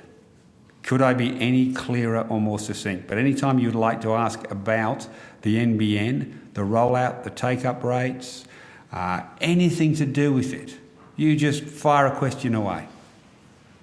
You just keep trolling through the rubbish. Any time you would like to stop... You just keep trolling through the rubbish, but any time you'd take the opportunity to ask a question about the rollout, you go right ahead. Anytime you would like to stop the effective conduct of these hearings by actually simply letting Mr Quigley answer, as I'm sure he is most capable of doing, a very simple question about the way his management team reports information to the We've board. already... Order, Senator Conroy. I've already ruled on that. You cannot try and overrule the Minister if the Minister takes the question. You know the rules. You should stop ignoring the rules of the operation of estimates, and you should ask questions of Mr Quigley or Senator Conroy, but the Minister can take any question he likes. Has Mr Quigley had a performance review since Ms McKenna was appointed? I'll take that on notice. I would expect all executives of NBN Co go through performance reviews. But Mr Quigley, have you had a performance excuse review? me, no, so you don't get to ask Mr Quigley about performance reviews. That's ridiculous. Well, I've taken the question on notice. No, I'm not asking you about what the outcome was. I'm asking whether it happened or not. And the person sitting to your right would know whether it happened or not. Any professional organisation, as the NBN Co is, all staff have performance reviews. As to whether one has happened since Ms McKenna took over, I'll take that on notice and get back to you. Minister, you could turn to your right and ask Mr Quigley and he would give you an answer and you can answer it instantly. And I have taken There's no need for you to take this and question I have on taken notice. it on What's your notice. reason for taking this question on the notice? Minister Because I want to get an not accurate required to response answer from that Ms McKenna. question. You don't think Mr Quigley would give you an accurate response? He may not or may have had one. But I will get you an accurate answer, Senator Birmingham. Mr Quigley could give you an accurate answer. And I will give you an accurate answer And the person when who I could give answer you the an question accurate answer on is sitting notice. immediately to your right. You could give the accurate answer right now if you chose to do so, Minister. As I've said already, just in case you're under any doubt for the third time... You're not taking questions on under the notice third tonight time, because you don't know Ms. or can't McKenna, get the answers. the You're board, taking it on and notice because Mr. you don't want to Quigley give us the answers. have my full support. And I repeat again, Why- every member of the staff of NBN Co, as a professional company, would have performance reviews at various stages. And I'll take on notice the specific question you've asked. Why won't you simply turn to your right, find out the information, and Senator answer the Birmingham, question Senator as Birmingham, you do you could have very any easily other do? questions? If you don't have any other questions, I'm happy to take put a range of questions to the Minister and NBN. The list of board appointments for the department indicates that Mr. Quigley's term as director was extended until 2016. Can I just... No, I think it was reappointed, not extended, just whatever the formal words are. Indeed. Can I just check in this regard, is this a reappointment as a director on the NBN Co board, an executive director on the board, or was it I'll defer to the extension of exact his legal contract definition. as chief executive? And I'll make sure I give an accurate answer, Minister. Just a moment.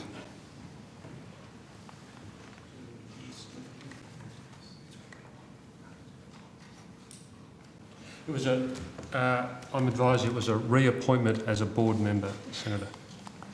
Reappointment as a board member? Yes.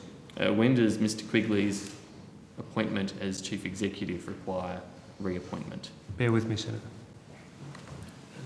I'm not sure. For accuracy, not trying to be difficult, Senator Birmingham, I'm happy to take that question on notice if we don't know the answer. No, it is in fact a matter for the board. It's a matter for the board, so I'll happily ask Ms. McKenna and take that on notice. Once again, I'm pretty sure Mr. Quigley would know when his contract's up. Well, I want to make sure I get you the exact dates. I'm quite happy with a year. I'd rather give you the exactly correct answer. What year? Senator Birmingham. What year does Mr. Quigley's appointment as chief executive? I have no idea. So I will get the exact answer for you, Senator Birmingham. Well, I actually don't know the answer to the question. Well, once again, the gentleman sitting to your right, I'm sure does. Or his family, mate. I've taken it on notice. I'm sure Mr. Quigley does. You're making an absolute mockery of proceedings with that approach, Minister, and you're not helping Mr. Quigley in that either, who I'm sure can answer the questions himself. More questions, Senator Birmingham? Minister, Senator Birmingham? Yes, I do. Well, I'd like you to answer me if I ask you a question. Sure. Sorry, I was getting on with just asking the question. Chair.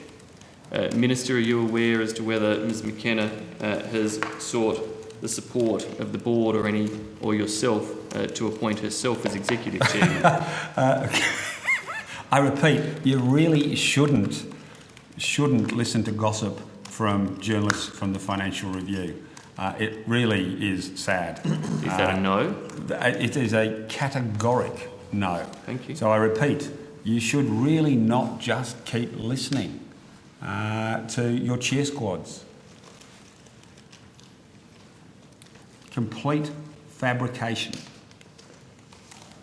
Minister, did you participate in a meeting with Ms. McKenna and Mr. Quigley last Wednesday, the 22nd of May, at the NBN offices in North Sydney?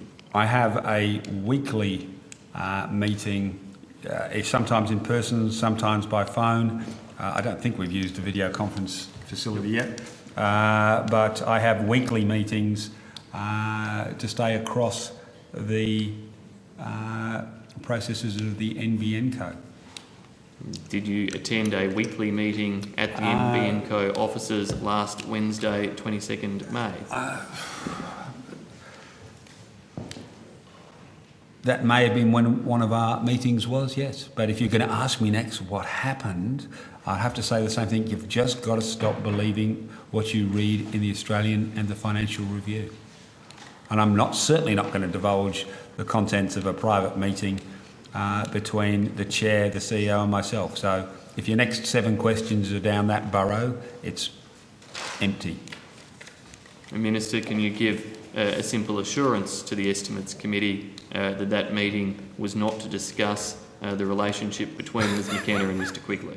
I can give you a guarantee that my meetings discuss the ongoing meeting with the statement of expectations the government, as shareholder, has given to the NBN board and management. Will you give the Estimates Committee a guarantee? I will give you a guarantee that Mr Quigley, Ms McKenna and the board have my full support. Does Mr Quigley have Ms McKenna's full support?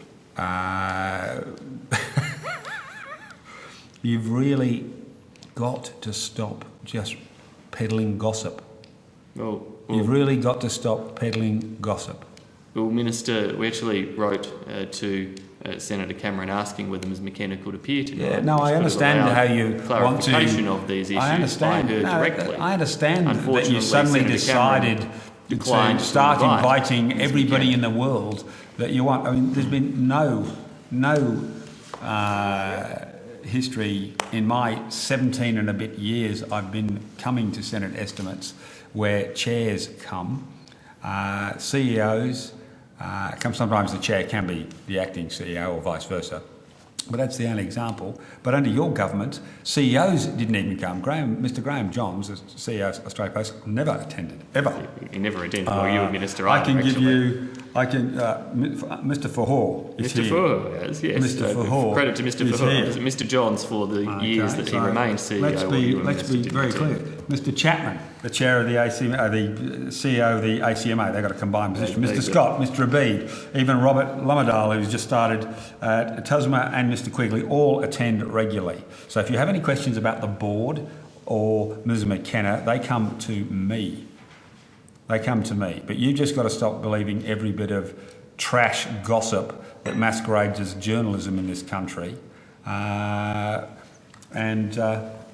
Would you like to ask about the NBN rollout? Anytime you want to chance your arm. Senator Conroy, can I, for the record, indicate that the committee made a decision in relation to the request for an invite, and the committee continued to apply what has been the long-standing practice that we do not have chairman of the board at this estimates hearing. The committee along party lines, I think, Senator Cameron.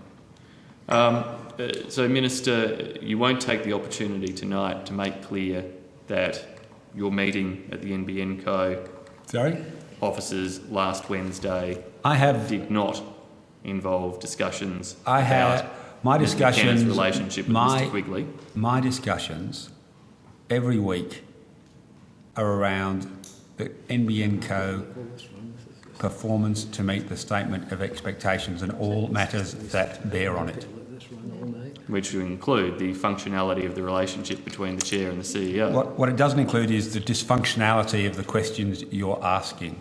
So Again, you can easily just rule this out, Minister. No, I'm not going to discuss with you my private conversations, but I'll be very clear for, I think, at least the 5th time now, Mr Quigley, Ms McKenna and the board have my full support. It's working hard to turn around the challenges in the construction rollout, and any time you'd like to ask how that's going, Senator Birmingham, you would distinguish yourself, as opposed to the smear and trash and muck you're engaged in at the moment. It is not your confidence that is at question here, Minister, and you've done nothing tonight to settle any of the issues. Don't try and put words in my mouth or anybody else's based on the trash you are spreading tonight. You have just attempted to put. You have just attempted to put words in my mouth, failure to answer and questions I will has not. done nothing. I will not to settle. I will not allow you to put words in my mouth and not respond, Senator Birmingham. Are we really clear about that? Are we really clear? You are not going to get away. That can stop you talking when you want to talk, Minister. I'm well aware of that. I'm well aware there's nothing that will stop you talking when you choose. Okay, Senator Birmingham, thank you. Mr Quigley, could you now come back to slide 2, the brownfields activity profile.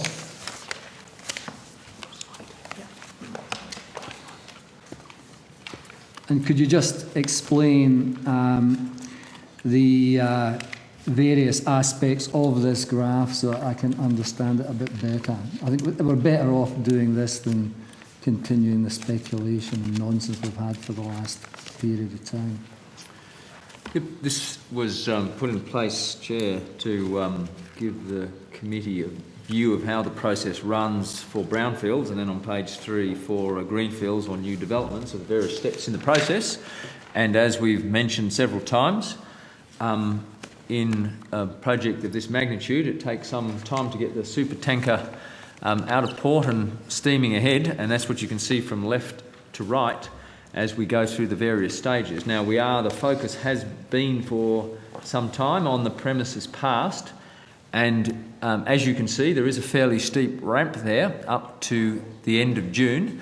I think, as everybody in the room knows, it hasn't been easy to get the construction completely bedded down and make sure that we can get premises passed, but we are making good progress on that, and we have, as you can see today, we have continued to show an estimate of between 155 and 175,000 premises by the end of June, which is the number that we had some time ago. We're still staying with that number. So that significant ramp up between April and June, yep. Is that what you have been? That's what you've been describing as the ramp up. That's the ramp up into yes, and it'll continue after that. But it's I think I might have said also at the committee meeting before. Every large endeavour I've ever been involved in, whether it's starting up a factory. We built one here, an optical submarine cable factory many years ago. It was the same issue. It takes some time to get the learnings into the system and get ramped up. But once it gets going, it starts to fire. And as you can see, if we get to the number that we've set ourselves there, and we are sticking by that number, we'll be well on the way to getting this machine humming.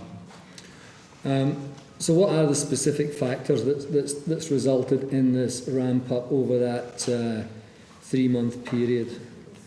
There's obviously been a huge amount of work that's gone into the preparation, and there's various stages of the civils works that go into doing the ducting. And I have, in fact, just a bit, I'm talking about the very last stage there. There's obviously a bit that precedes that where we do top-level design. Our partners do a detailed design. Telstra remediation is done. Where there are no Telstra ducts or they're not fit for use, they're too congested or full, we may put in new ducting. That means we may have to bore or trench through our construction partners. We haul fibre into those ducts, and this could be sizable fibre, all the way from 144 fibre cables to 576 fibre cables, sometimes even bigger.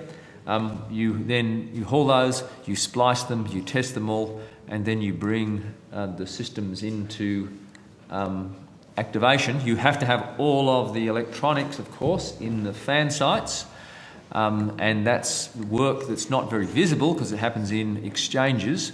But all of that work is there, and then you've got to connect the fan sites to the points of interconnect. That work is also going extremely well. So all of those things that have been going on in the background have all come together so that we can, in fact, climb up that ramp over the next few months.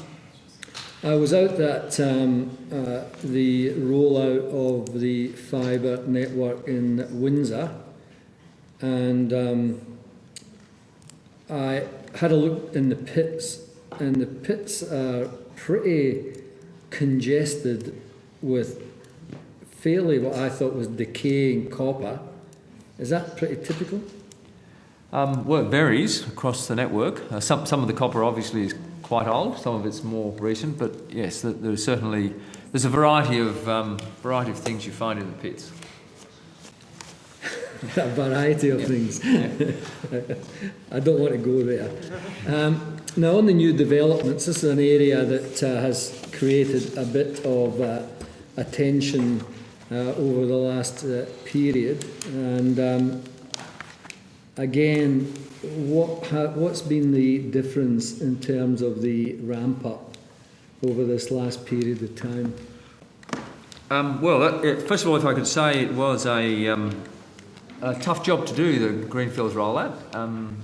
Anywhere in the country that a developer requested we go, and there's been a lot of work that has gone on to making sure we could meet the needs of the Greenfields policy that the government set for us, and I'd say it's now humming along quite well. As you can see there, both the premises or lots passed together with the premises activated, as you can see, the ramp is really quite clear there. So we continue to work hard on making sure that everybody who moves into a new development has a service when they move in. That's a very tough job to do, by the way. Even existing suppliers, existing telcos can't necessarily guarantee that can happen, but that's a metric that we watch carefully. We try to make sure everybody who moves into a new development can get a service turned on just as rapidly as possible. That's good. And the take-up rate, this looks very impressive, actually. How does this compare internationally? This is, from all the benchmark we've seen, this is really quite dramatic. You might, Mr. Steffens he came across from BT, so he knows the European scene reasonably well. How would you? Yeah, I mean, we continue to benchmark internationally on a regular basis, and we only met with a colleague last week who, from the supply side, who is talking to many operators across the world. 15% is often seen as a very good take-up, and we're obviously substantially above that. So 50%. Sorry. 15. 15. So that's typically seen as a very good take-up. Senator Cameron, I think the NBN executives are being far too bashful. I think I should add to the answer substantially. The take-up rate for fibre areas connected for 12 months or more is about 35%. For areas connected for 6 months more, it's around 30%. Comparing this to, say, ADSL when it was introduced. In 2006, the ABS found that 28% of households had broadband 6 years after its introduction. In other words, NBN Co has achieved with fibre in 6 months what it took 6 years to do with ADSL and HFC. In individual areas, Senator Cameron, the picture is even more remarkable. We're at 63% take-up in Wollonga, one of our second release sites. You mentioned Wollonga before. And 64% in Kiama. I know, but at some point, Senator Cameron, you might think, no, it'll slow down. It'll slow down. But even in Senator Birmingham's home state, 63% take-up in Wollonga. Kiama, 64%. And an area of Gungahlin, and we call it FSAM 6 of Crace, Senator Cameron, more than 46% of households in the footprint have signed up to take the NBN in just over 4 months. 46% in 4 months. In another area of Gungahlin, we refer to as FSAM 1, more than 34% of households in the footprint have ordered a service in under 2 months. 34% in under 2 months. And just to confirm what Mr. Steffens was saying, I was in Clayton last week at the opening of Cornings, who supply fibre, their new fibre manufacturing facility, scheduled to grow to 400 jobs, an extra 250 plus new jobs at this factory in Melbourne. And Cornings Executive Vice President Clark Kinlin made the point to me, and he went out of his way to make this point, that NBN Co's fibre take-up rates are world records. And allow me to just repeat that for Senator Birmingham's sake. NBN Co's fibre take-up rates are world records. And it's easy for any reasonable observer to see why this is. Fibre, Senator Cameron, is the best broadband access technology available anywhere in the world, and retail services on the NBN are available for comparable prices and in many cases cheaper prices than what is currently available on ADSL and HFC. So, Senator Cameron, Australians want this service. They want the best broadband access technology available, and they want it at the prices available on the national broadband network. On the on the take-up rate, so guys, have a bit of quiet, please. On the take-up rate, is there an expectation that once we have more competition amongst the retailers and packages of services available, that will continue to attract a higher density of take-up rates? Well, look, I think the thing that's relevant is not all players are in the market yet. I think even Optus are really just beginning to do some serious marketing. Dodo have not yet entered the market, and TPG have not yet entered the market. And Dodo and TPG are two of the, would be, if you like, the cut price companies in the past. So there is more competition to come on the national broadband network. But I think if you looked at those prices comparisons that were there, I was going to get to that. Yeah, no, I think I don't want to steal Mr. Quigley's thunder or anybody else's, but I'm on a roll, so tough. But I mean, if you look at those prices on average price per gigabit per month, you can see that NBN's products are cheaper than ADSL products, even into the higher usage 100 gigabit per month packages. So you can see that the retail competition and the ACAN report, which looked at the Brunswick area, which had been going for over 12 months, found that 70% were paying the same or less for their broadband packages, Senator Cameron. And ACAN's the consumer movement in the telco area, and the remaining 30% had chosen to take a higher, bigger package because they had the choice for the first time to take those sorts of packages. So, Senator Cameron, what we're seeing is competition has already started to kick in, and we're expecting the entry of some of those other larger companies to increase that competitive pressure. In some of the more mature NBN markets overseas, I'm not sure, Mr. Stephen, if you're the person I need to talk to about this, but the packages that are in place are packages on, as I understand it, news services, television, apps, all sorts of, a whole range of issues, health support, a whole range of issues.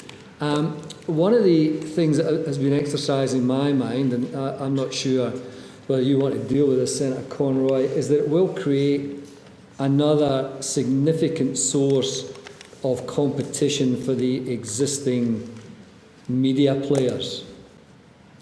And I'm just wondering if the over-the-top reaction from some of the existing media players towards the NBN is nothing more than vested interests. Look, I do hear that said occasionally, Senator Cameron. I think, frankly, the reaction from the Australians is purely ideological bile. They're opposed to government enterprise. They're opposed to the concept of a natural monopoly, though they haven't minded Telstra having a natural monopoly on copper for 100 odd years.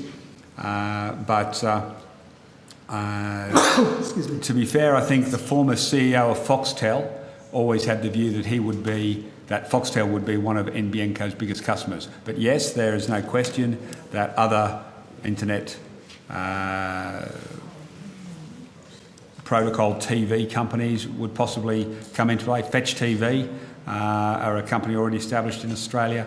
But no, I think, to be fair, I suspect it's more to do with ideological